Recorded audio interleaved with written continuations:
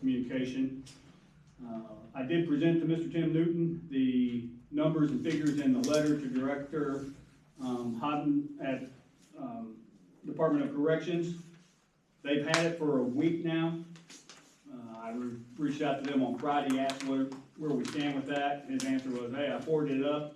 The good news is Delegate Phillips is engaged for us, so I will reach out on Wednesday. If I haven't heard anything else, Delegate Phillips and I have a scheduled call to update each other, and then he'll engage again for us on that status.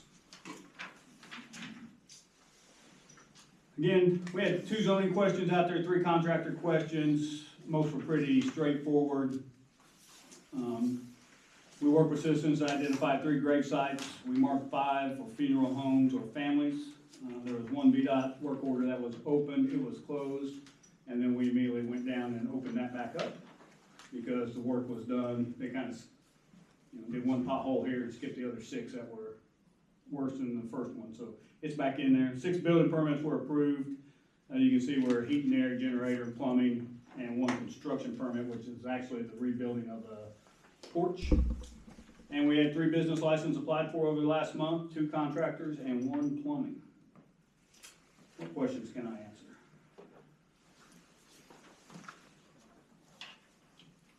Nothing? All right.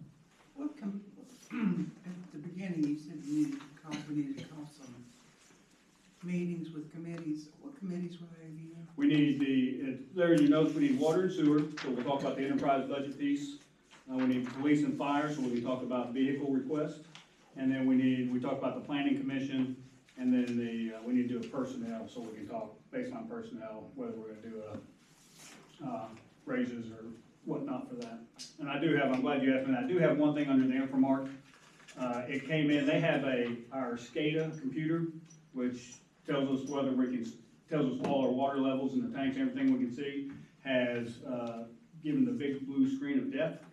So it has died.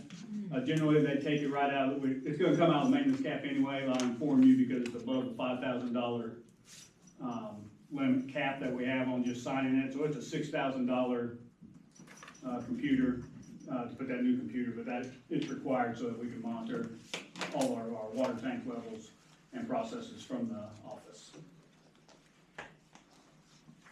Are the fire hydrants that we have, do we have a schedule to paint them and make them look presentable?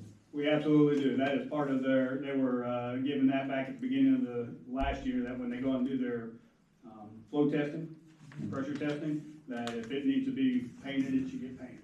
So they started that with a few, and then the cold weather set in. So they won't paint anything when it's cold, but once it warms up. You don't have to do it all at one time, just have. Well, that's why I said that. I told them that you have your little paint kit with you. If you go out there and you flush a hydrant and it needs painting, then perfect opportunity to